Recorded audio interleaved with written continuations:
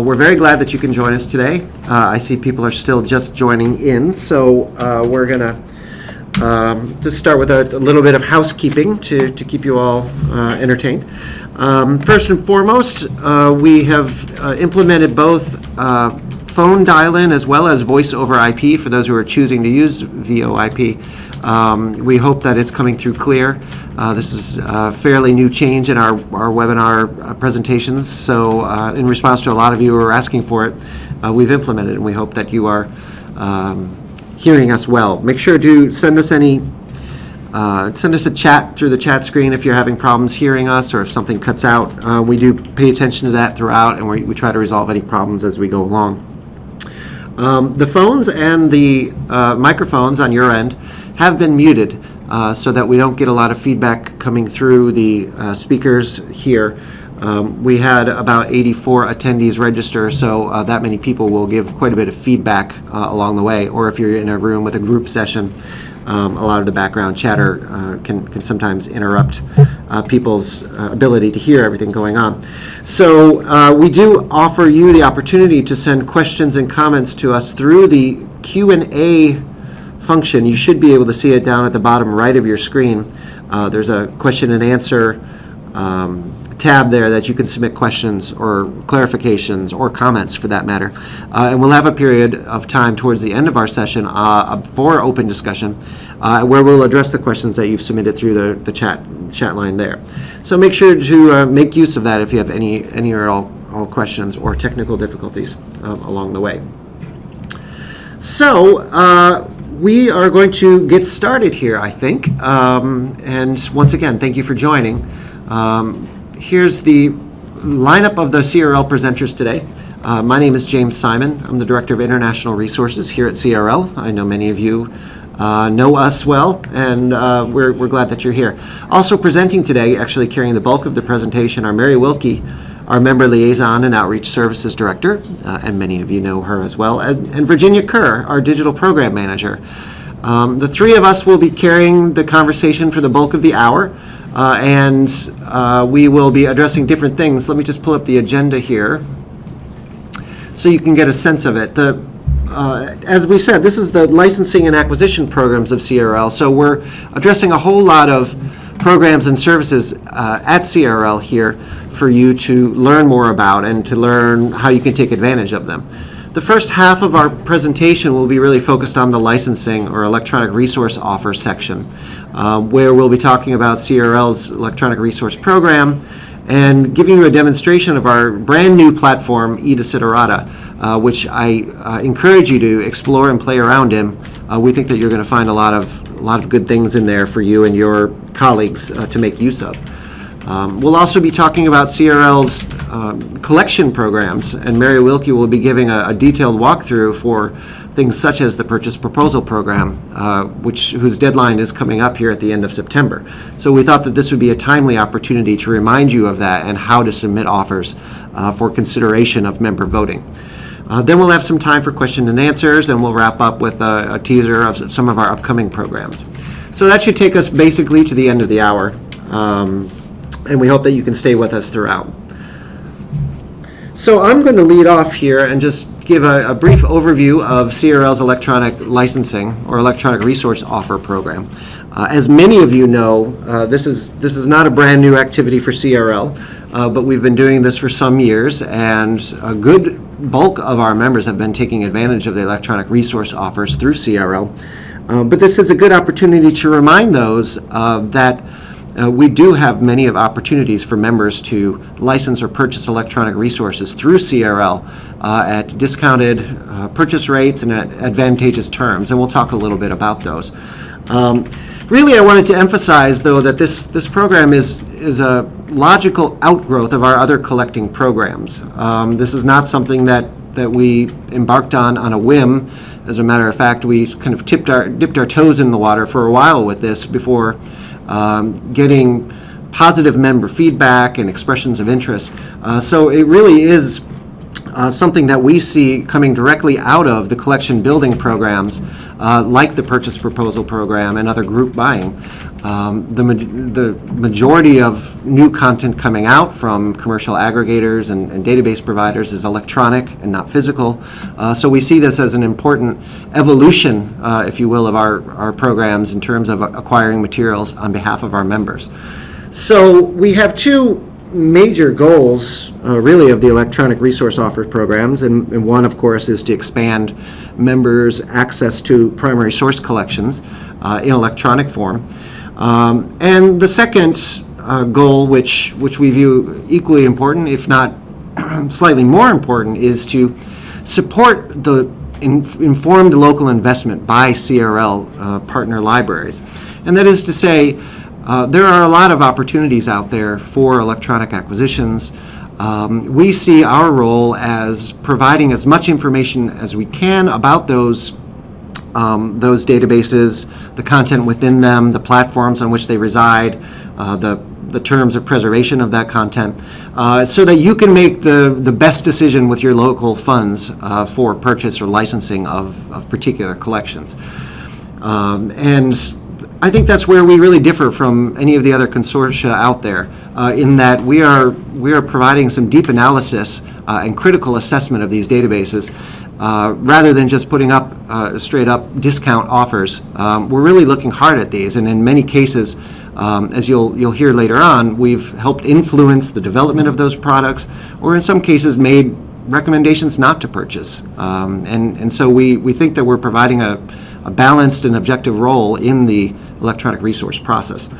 So some of the priorities you can see here on the screen for CRL's electronic licensing program are to focus primarily where CRL's strengths lie.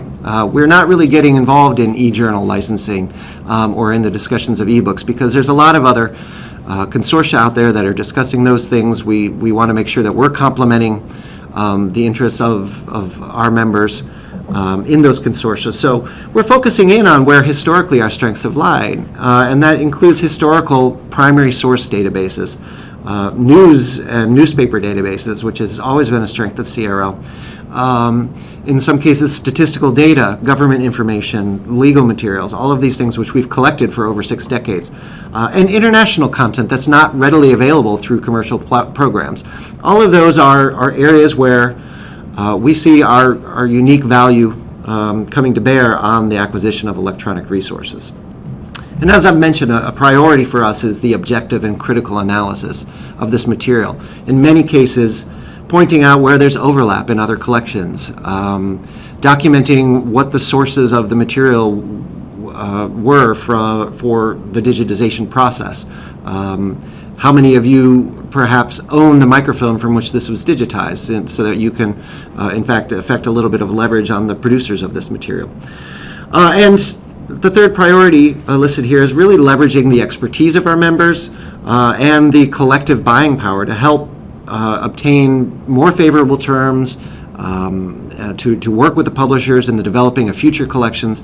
We're one of the largest operating consortia in the United States, or in North America, I should say, and the publishers are really interested in learning from our members what's of interest. And so we feel like we can, in effect, collectivize the market in a good way to help influence both the pricing and the long-term sustainability of these materials. I just wanted to point out a few things before I turn this over to talk more about the licensing, to demonstrate some of the other ways that we support electronic licensing for our partner institutions. As you know, for a number of years now, we've been working collaboratively with the Charleston Advisor in producing reviews and making that content available to our members. In fact, if you don't know it, all CRL members have access to the Charleston Advisor, which is an online journal pointing to reviews of databases and platforms. You have access to the Charleston Advisor through your membership in CRL, so you can access it, and we're sending you the link now through the chat.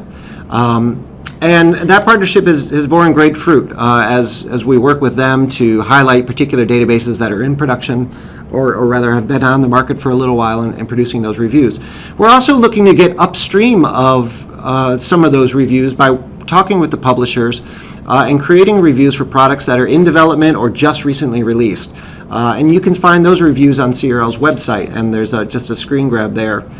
Within CRL's Global Resources Forum, the tab Forum on the top of our website, you can see access to the reviews of all of the products that we've reviewed, as well as other things such as profiles of electronic publishers, certification of major repositories like HathiTrust and Portico and the like. A third area where we support the informed investment is through information sharing. We put up here LibLicense, which CRL recently took over hosting for, and that's a platform for discussion about issues of scholarly communications, electronic licensing. It's been around for a while, and CRL is now pleased to be hosting it.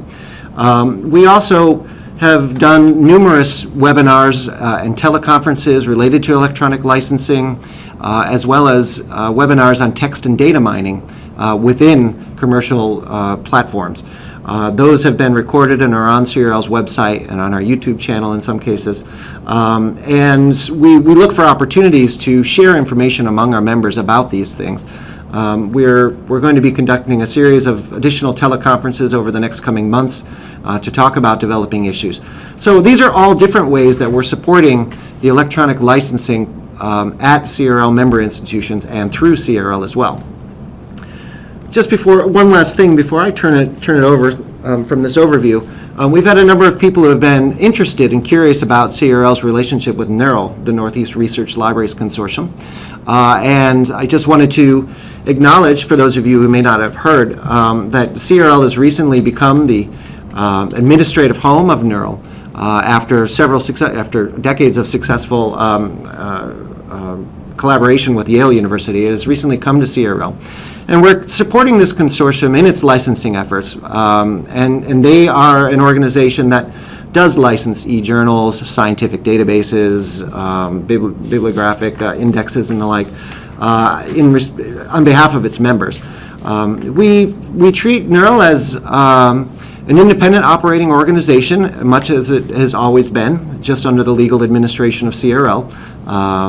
And they continue to operate within their own governing structure and with their own budgets. So we're providing support to them like we do other communities of interest, like the Global Resources Network programs or the area microform projects. We're also looking for opportunities, though, to work more closely with NERL in electronic licensing and electronic resource offers. And that's something that we're going to continue to explore over the next couple years, and we will be looking forward to sharing more information and thoughts about that with you as time goes on. So in the meanwhile, you can still access NERL through its website, nerl.org. And you can find more information about that consortium on their website. So that's the broad overview. I'm going to turn this over to Mary Wilkie, who's going to talk a little bit about CRL's current licensing offers and the benefits to the members. Mary? Hi, this is Mary Wilkie. Let me move on down. Hi, this is Mary Wilkie. What you see here is a slide with some illustrations of some of our recent electronic offers.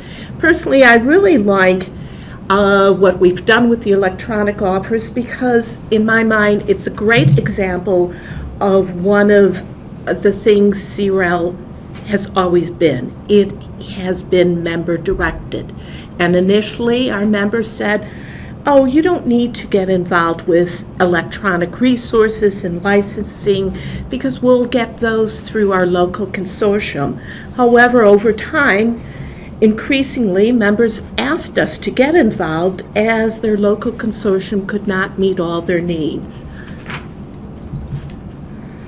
Since our initial foray into licensing with 2 databases that members had indicated strong interest in, we've offered 43 electronic resources Since fiscal year 2010, there's been 440 purchases and/or subscriptions, and 124 unique institutions have participated.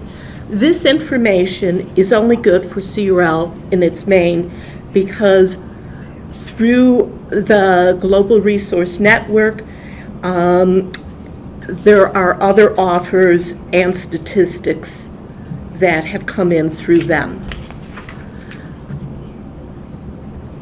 This information that you see here is only for CRL Maine. Our work has impacted cost, platform functionality, license terms, and even what is offered.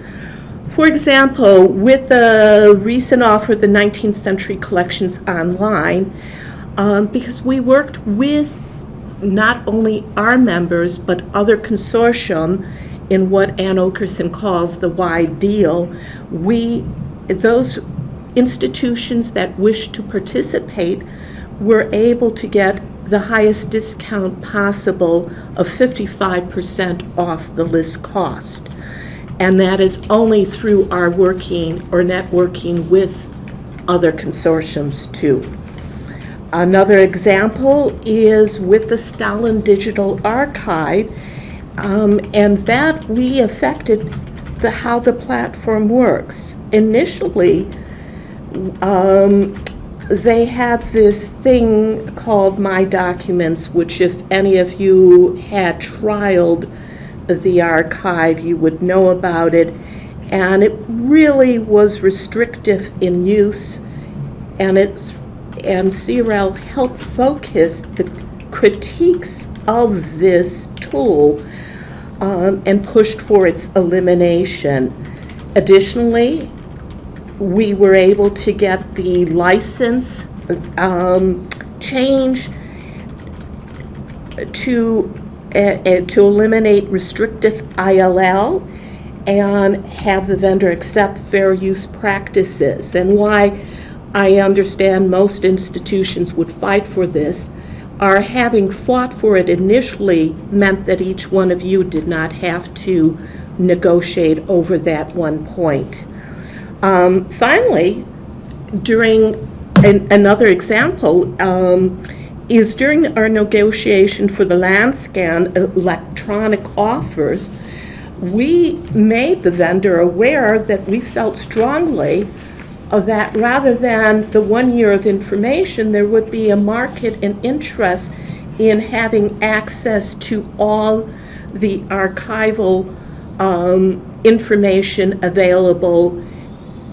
Eastview went to the Oak Ridge National Laboratories, who actually create this database, and presented that argument that based on CRL's knowledge from our members, there would be interested in this, and that's how the LandScan Global Archive came about to being offered.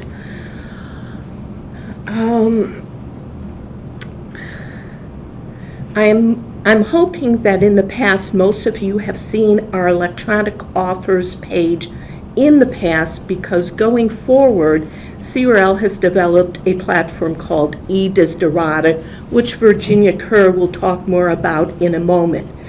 And it is in this area you will find more information about our two latest offers, Eastview's World News Connection and Microform Academic Publishers British Online Archives, along with some continuing offers such as the Adam Matthews American Indians, Histories and Cultures. Virginia?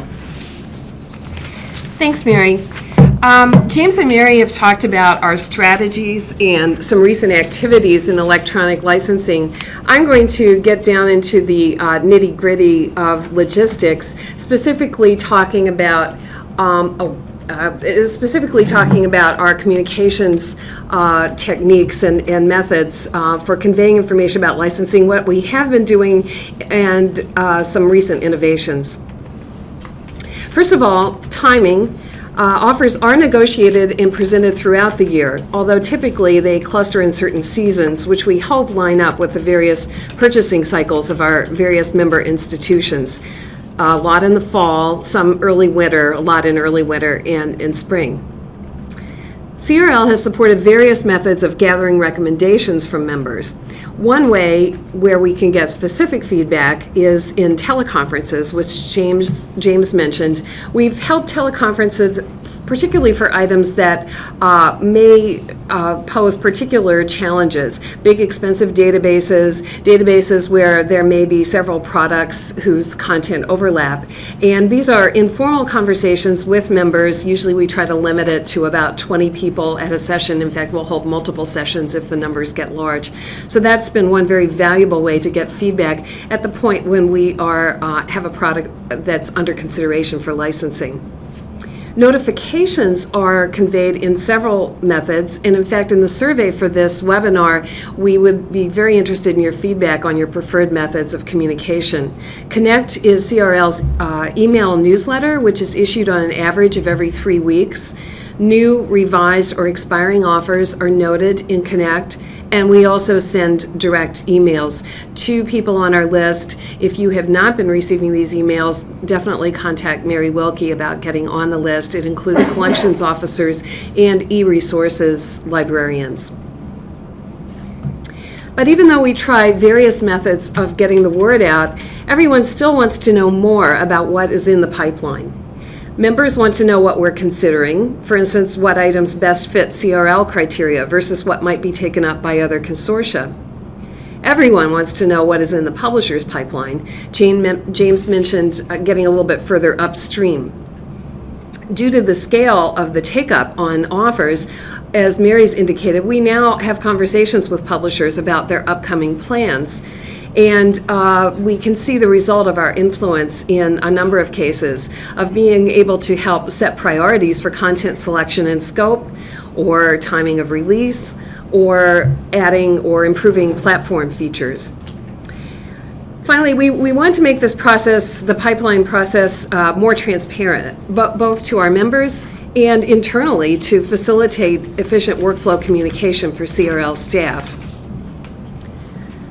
So, as an effort to improve transparency, CRL has developed e-Desiderata. This is to enhance CRL community participation in our licensing workflow. e-Desiderata is a new online platform through which CRL can gather and organize information about e-resources of interest to CRL libraries, solicit member input, and track the progress of publisher negotiations and library take-up. Also think of it as a place for sharing information and opinions about e-resources.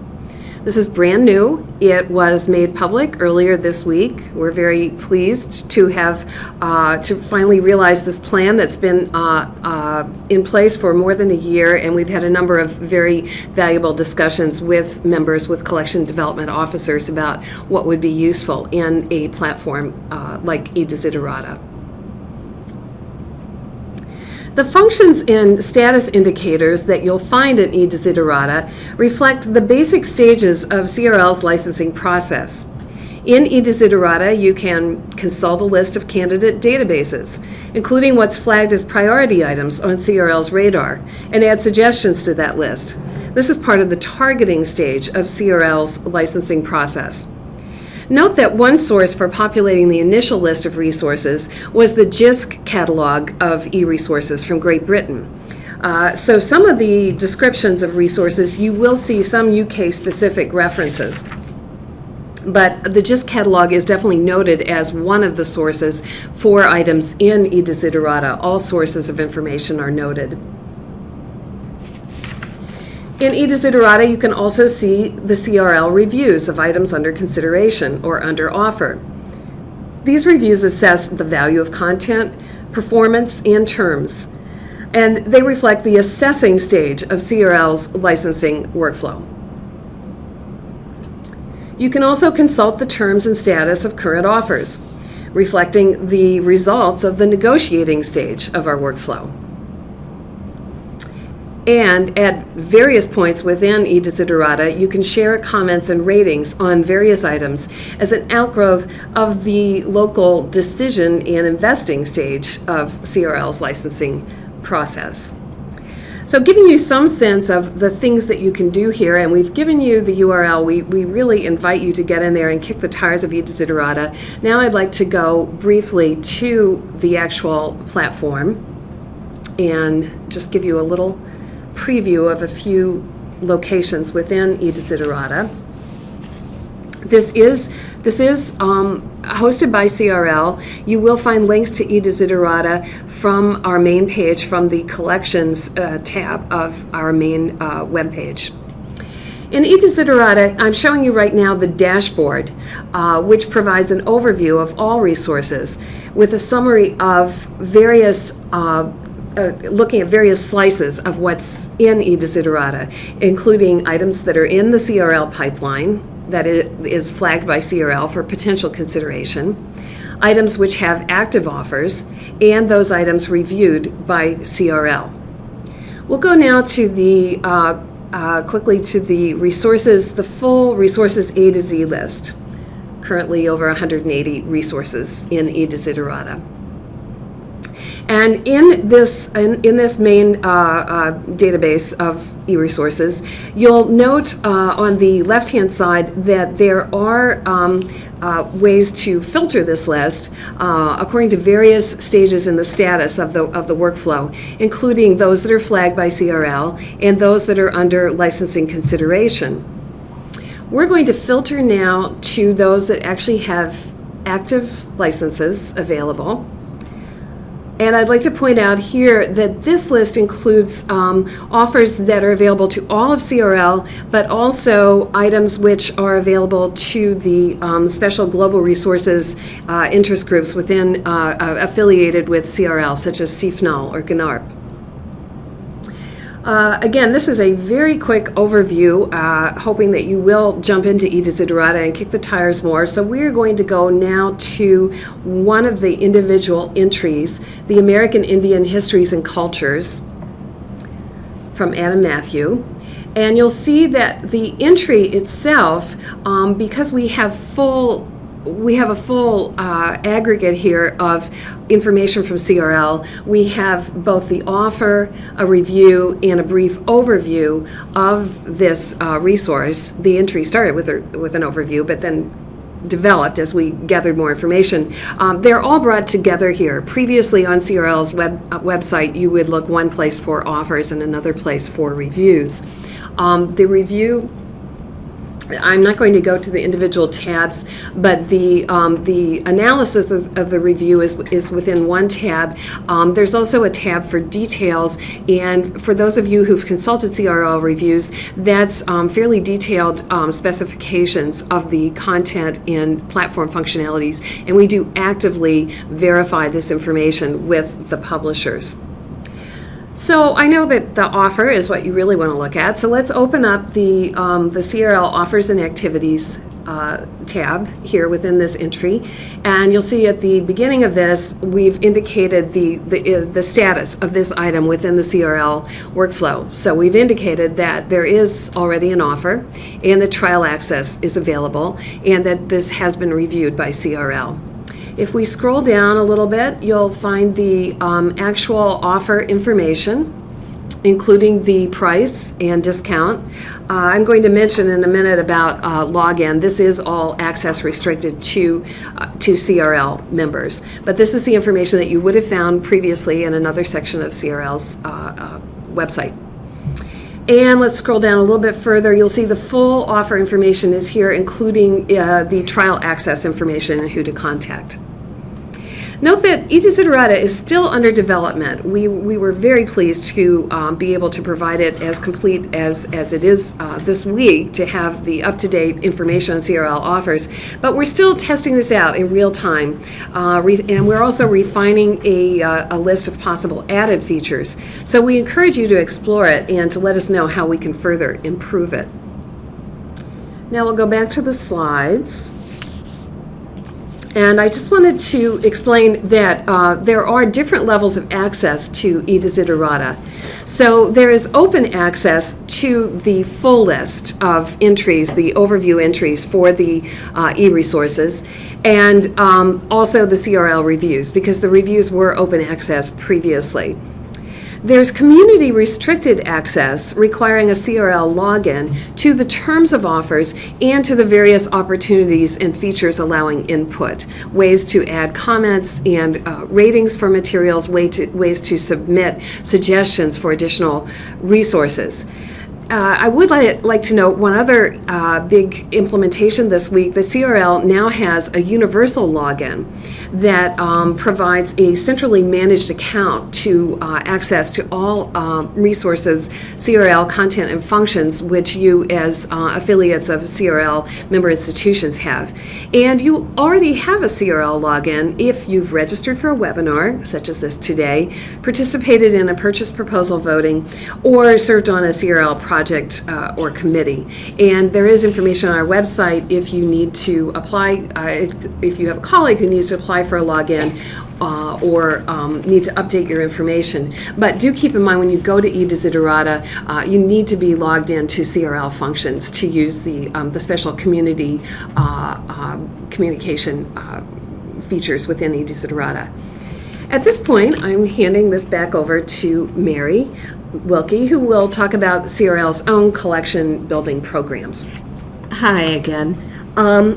As Virginia and James both mentioned, our work with electronic resources really grew out of our involvement with the more traditional collection building programs CRL has maintained since its earliest days. I wanted to quickly review these older programs and remind you that they are still in place and are still working, even though the whole world seems to have gone electronic.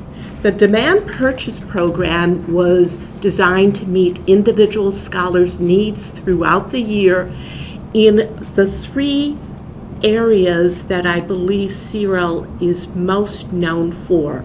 We're known for our collection of foreign doctoral dissertations, our newspaper collection, and our collection of archival materials from both national governments and other NGOs and organizations.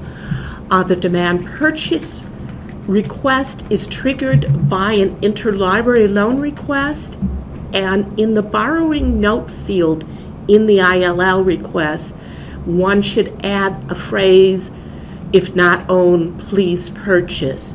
There is a $2,000 limit per patron per fiscal year, and it's run really as first come, first served basis as funds permit.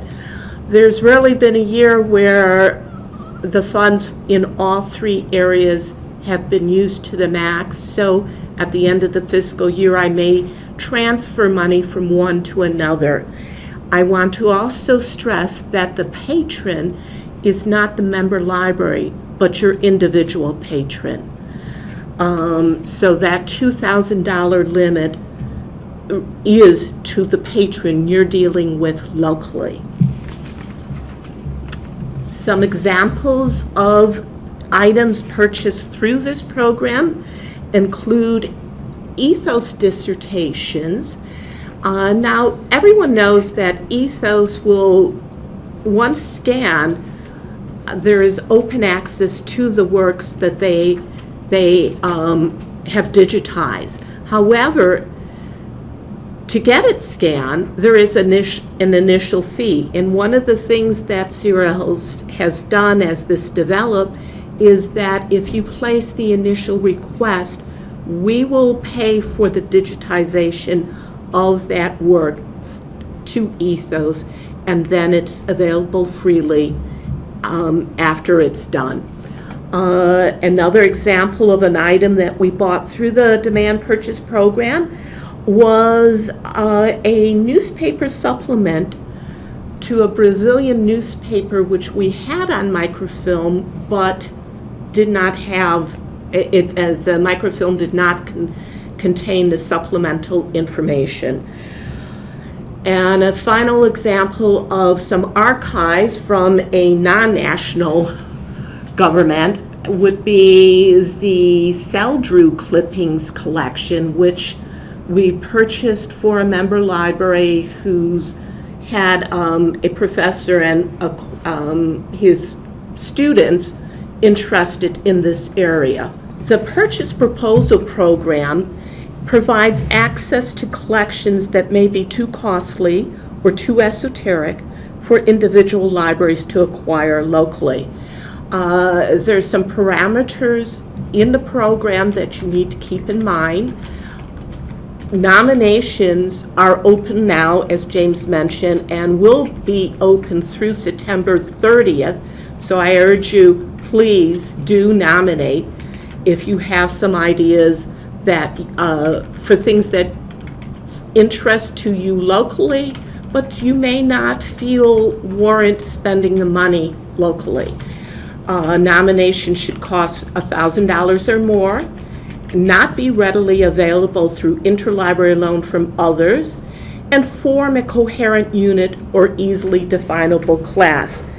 I send out a generic username password to log in to make a nomination, and if you are unaware of this, you could contact me and I will send that on to you. Nominations are open from January through the end of September, and successful nominations have some common characteristics. They tend to fill a widely recognized need or gap. Often they are newspapers, and often they are foreign resources. If the nomination is very expensive, we will ballot it to be purchased over multiple years. And if it's not expensive, then it's usually under $20,000. So it's got to be over $1,000, but usually it's under $20,000.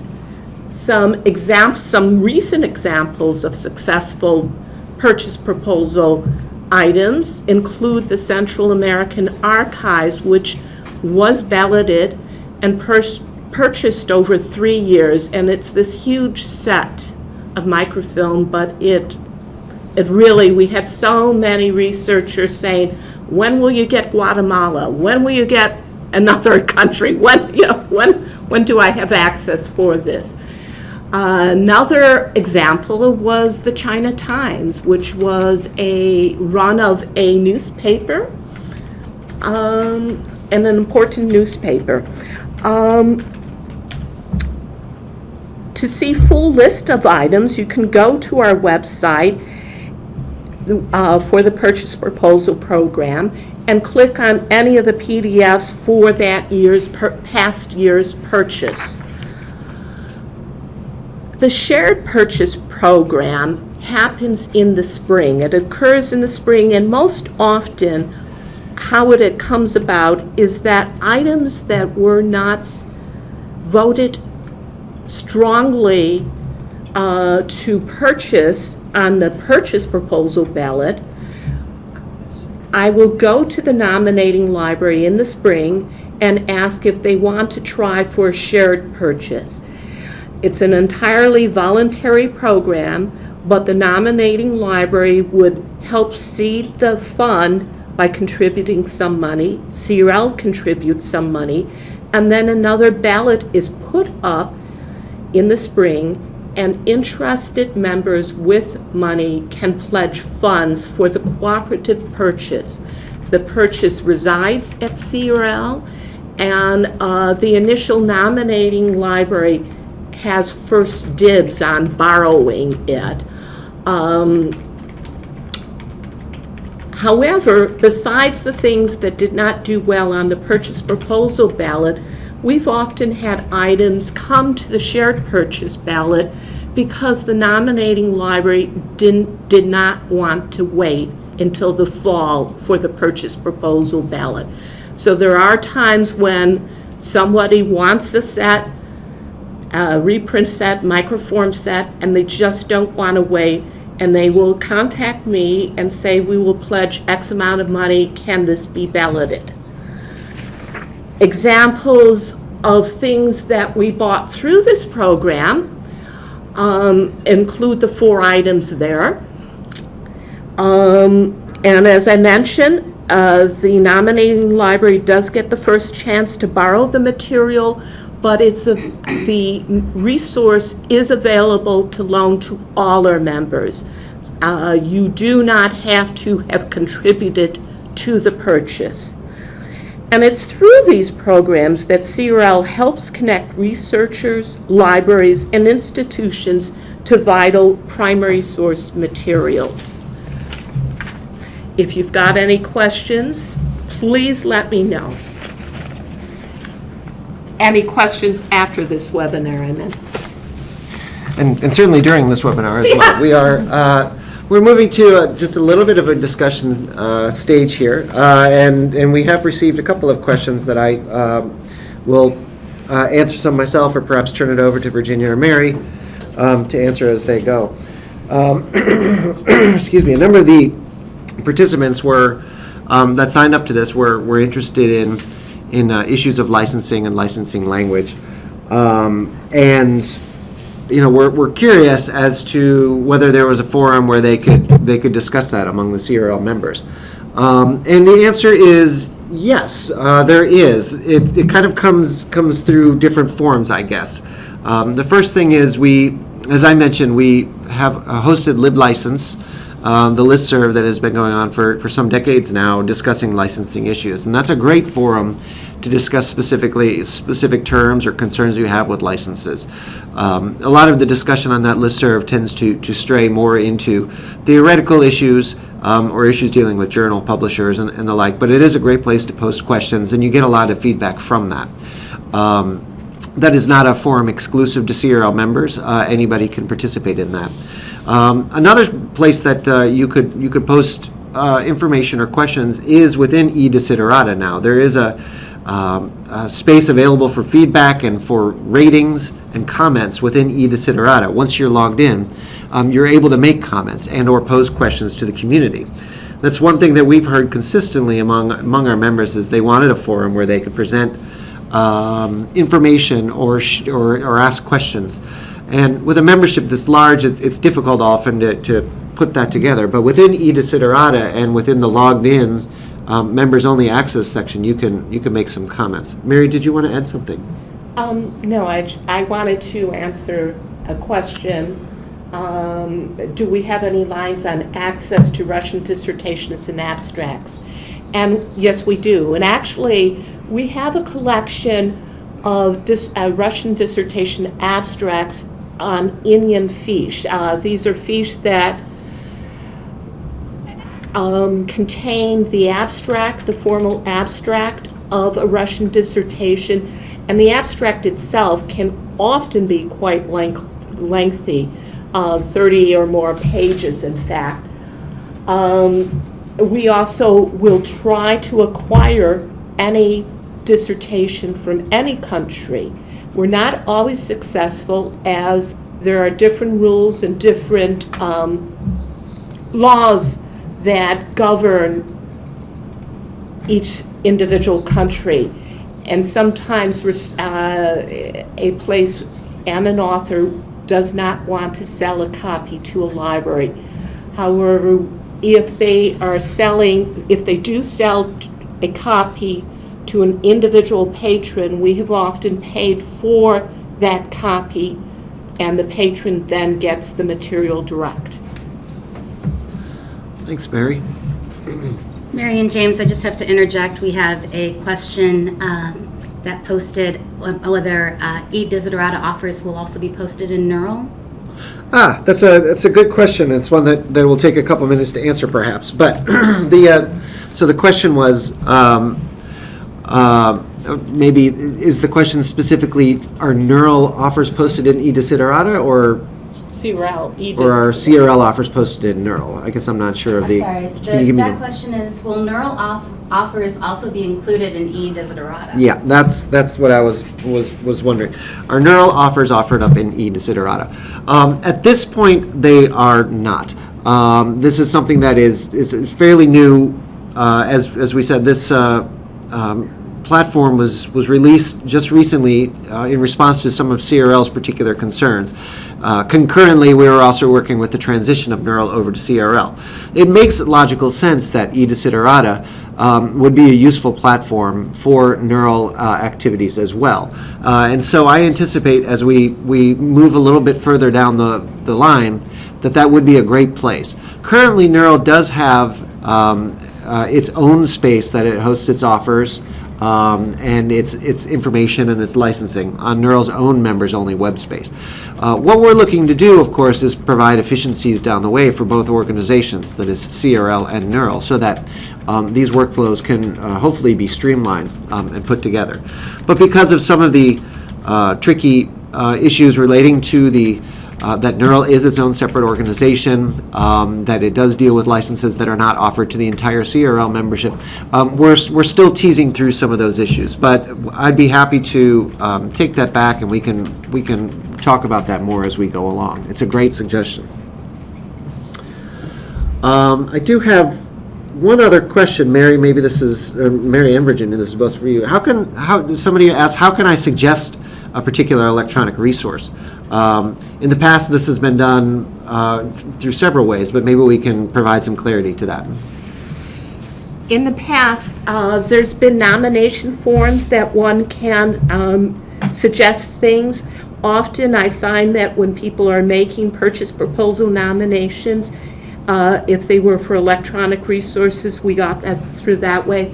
But there is a suggestion button in e-Desiderata itself where you can add anything that you'd like us to look into. Yeah, do we want to go back to e-Desiderata and show a few of these functions if we have a few minutes? Yeah, I think it would be nice just to point that out very quickly. We're going to share the desktop again here. We're remotely piloting this as we go, so we're going to give some vocal instructions as we go. So if we go back to that one resource where we were the American Indians, or any of the resources that are flagged by CRL or a license offer, yeah. Okay, and we'll go down to the American Indian, scroll down to American Indian. Great. If we open up, okay. So first of all, in the right-hand box, we've tried to incorporate a couple of ways of giving feedback here. So in this right-hand box to the right, which is included with any resource, even if it's not already on the CRL flagged list, actually, you can give us a thumbs up, thumbs down. Are you interested in this resource? And that would be you as a logged-in individual at a CRL affiliate institution where we can compile, where it's not one spokesperson per institution, as I understand it. So we're just looking for numbers here, levels of interest. Then if we go down below, we're playing with a ratings system. So we're very interested in your again feedback about this resource, and of course your comments about the resource. This is for again for any resource that's listed in e-Desiderata. And then if we scroll down further to the specific point about recommendations, as Mary mentioned, we're going to go down and look at the submit suggestions. Oh, I'm sorry. That's on the. That's not on. Sorry. That's under. I'm still kicking the tires too. So we want to look at the submit suggestion button. Okay, I will. Yeah, and that was previously, as Mary mentioned, there was a e-resources nomination form in addition to those that just got mentioned as sidebar conversations in the purchase proposal. But now here on the main screen of the A to Z list of resources, can we stay down there for a minute? There's a box for suggesting resources. We've also discussed providing methods methods for institutions who want to share more extensive lists of their desiderata. That's the point, is to have a community where we can share perspectives on this. And I would say at this point, if you're interested in a broader list of resources that you don't see in eDesiderata, to have a conversation with Mary or James or with Judy Elsbach through the GRNs. In any case, there's a submit suggestions box here in eDesiderata. And we'll go back and see if we have other questions on the chat. Yeah, one of the ideas behind eDesiderata, it was that, as Virginia mentioned, we're interested in this pipeline. We're interested in what the vendors are talking to you about, what they're releasing. In some cases, we get advanced information about some databases that are coming through the pipeline, something they're going to offer in the fall. What we would like to do is to anticipate some of those releases by putting them in eDesiderata, collecting member interest, either with the thumbs or comments, and to see if we can provide some more detailed information about what they're planning to release through what we call pre-release reviews, or some of the information that we can collect from you in that. That helps generate the interest from the members as to whether CRL should be pursuing this as an electronic resource offer or not. So if you have suggestions or you hear of things that you know are coming that you're interested in, do shoot us a line either through eDesiderata or direct email or a phone call, what have you. I had one final question here that somebody was specifically asking about CRL offers, and they were asking whether or not the licenses are stored on the site. So when we put up the electronic resource offers, Mary, correct me if I'm wrong, we do post the license that we've reviewed. If it's a license that CRL is signing, we post it in the CRL offer site. Yes, and but in some cases, some of the offers, the vendors already have license agreements with you, and they say, well, our license is just the one that it doesn't require a new license from you. Yeah, each offer is a little bit different, as you can surely appreciate. In some cases, they ask us to sign a centralized license. In some cases, they work with you directly. So we do post the information that we receive. In some cases, we share information about the terms of the licensing within the reviews themselves, so that you can gauge whether interlibrary loan is available, whether they have preservation, perpetual access clauses, and those sort of things. All of that comes out in the details and in the reviews as well. So we're really trying to beef up the information, one-stop shopping through eDesiderata for you when you're considering licensing, whether through CRL or on your own. As we mentioned, there's a number of products in there for which there is no current CRL offer. Some of that information came from third-party sources. Some has been generated by CRL itself. So we invite you to take a look around in more details. And with that, I think we are through the questions, and we're going to move to the wrap-up. Thanks, James. Hi, this is Gwen again. Gwen Einad. I'm the communications specialist here at CRL. You've seen my name at the bottom of a lot of emails, and probably will again. So I'm going to take us out here. Could we go back to the previous screen, please? Thanks. So here's the confirmation and contact information for all of our presenters today from our CRL staff. Please feel free to follow up with them with any questions you may have about collection building, licensing offers, etc. They're always happy to hear from you. Next, please. Here at CRL, we try to have webinars about every month. In a few weeks, we have our general webinar on CRL collections and services. This is a great primer if your institution is a new member, if you have any new staff, if you have any staff that may be rusty on CRL, and actually things change here all the time, like eDesiderata is a great example, or our Linda Hall collection. So it might be time to visit this webinar again on October 9th. You can sign up on our website. And a few weeks after that, we will be focusing on government data programming this year, kicking that off with a subject webinar with Virginia Kerr, who you heard today, and some other outside presenters on October 23rd. Continuing that theme, we will have a government information-themed pre-conference at Charleston in November, and I suspect government data will also be part of our annual meeting agenda. It's going to be a 2-day event here in Chicago in April, our biggest event of the year. Please fill out our follow-up survey. Actually, the survey has questions not only about this event, but also about your collection building, about licensing programming. We'd love to get your feedback because this new platform, we want it to be as effective for you as possible. If you want to see this event again or share it with colleagues, it will be posted on the event page where you signed up, probably by early next week. Or it's also on our YouTube channel. Our YouTube channel actually has a lot of archive presentations, so it might be worth to take a look at if you haven't already. Please sign up for our CRL Connect newsletter. It's really the easiest way to keep track of new offers, events, things like that. But you can also find us on Facebook and now on Twitter. And again, we'd love to hear from you. So thank you so much for joining us this afternoon, and we hope to hear from you soon.